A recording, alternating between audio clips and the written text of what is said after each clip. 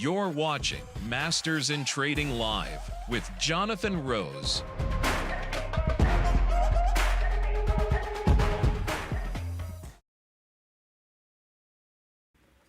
Ick! Yuck! That's what I got to say about that NFP report. That was a very, very bad report with worse revisions that went back and changed the overall data. So here we go, guys.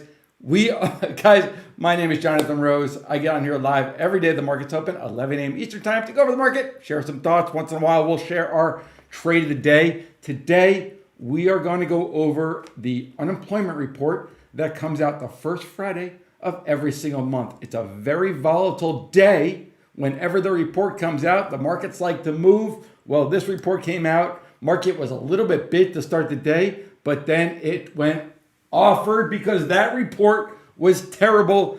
Let me go through the slide deck and I'll walk you through exactly what I think. Paul, what's up? I'm sure somebody can help you, bud, but let's be nice on here. The video does always work. We're on here live every single day. All right, here we go. Okay, the NFP report. I posted this, guys, earlier this morning in my Discord room. It's not as strong as the media wants us to believe. Headline miss, 22,000 jobs is almost a stall speed for an economy this size. Unemployment rate, 4.3%, highest since 2021.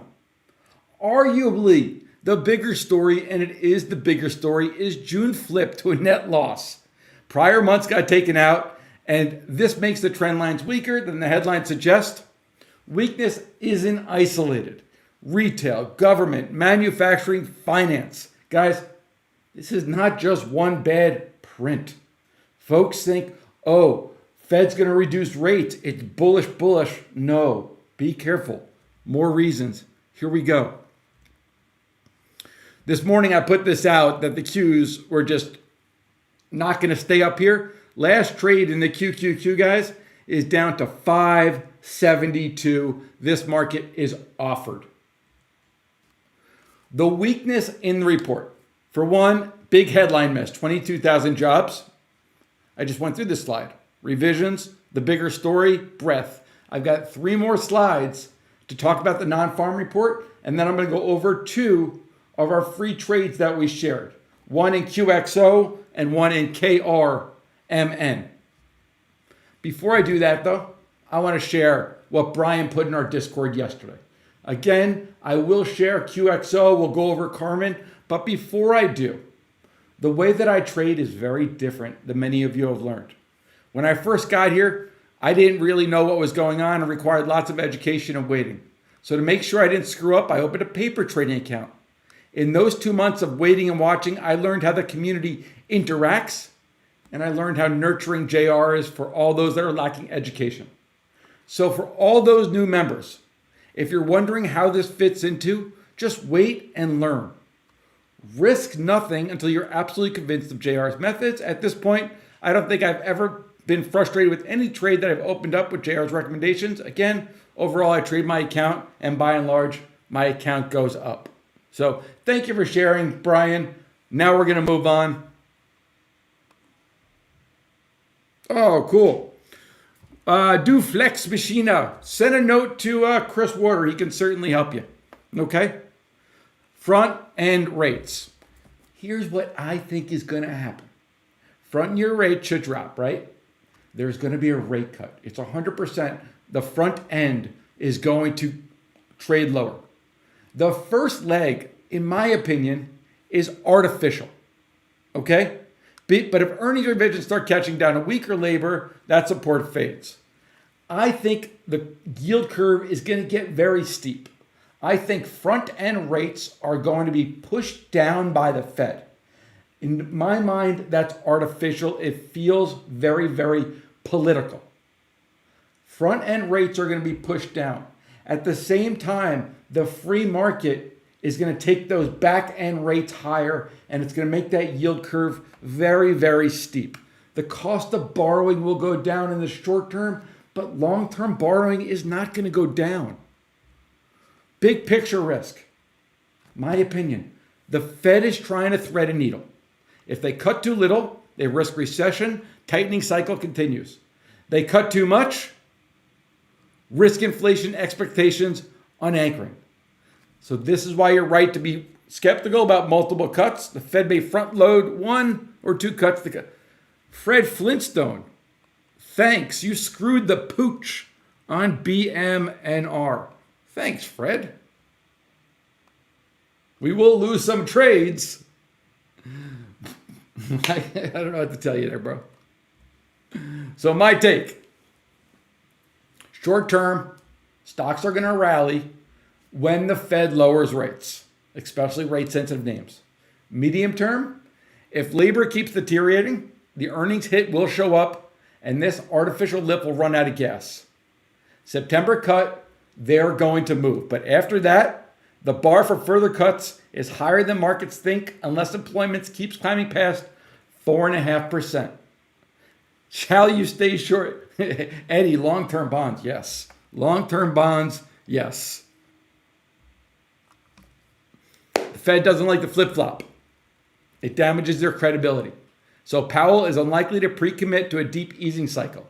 He'll cut once, maybe twice as a reset, but if the labor truly unravels, they're going to be forced into a bigger reversal. And for you historian buffs, the same thing happened in 07 and 08. Let's go through 2 open positions that we have shared in our free portfolio. QXO, one of my favorite stocks, potentially my favorite stock right now. 2110, we shared this for everybody. 814, 2069. We are just holding. Just be patient. I absolutely love this name. Don't rush. Be patient. Carmen. Carmen was a name that I shared. I called it like a poor man's Katos. If I go to Katos, Katos was the name that I brought up last year sometime, and it's been just out of control. U.S. government invests in Katos. The same thing, in my opinion, is happening with Carmen. KRMN. So Carmen, we shared 828 last week at 55.22. Last trade 58.67. I am uber bullish on both of these names. So if you're in Carmen, just hold tight. If you're in QXO, just hold tight. What I do now, guys, is we have our all access community. Our all access community, those are the guys who get access to all the portfolios. I've been doing a ton of research. And what I'm going to share right now is the top 6 names that are on our M&A watch list. 6 stocks that could be takeover targets in the next few quarters. For everybody else in the free video, I'm live every single day the market's open, 11 a.m. Eastern time. You could try out the challenge, investorplace.com/challenge 2025, and join us and see what it's like from the inside. Everybody in all access, sit still. We're going to go over our new M&A watch list, 6 stocks that can be takeover targets in the next few quarters. Thanks so much for watching.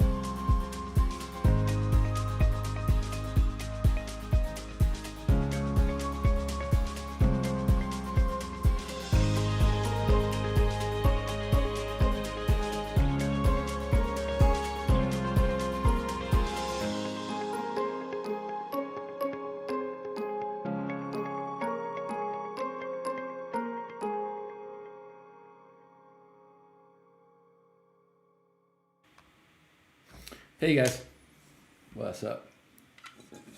All right, what are we going to talk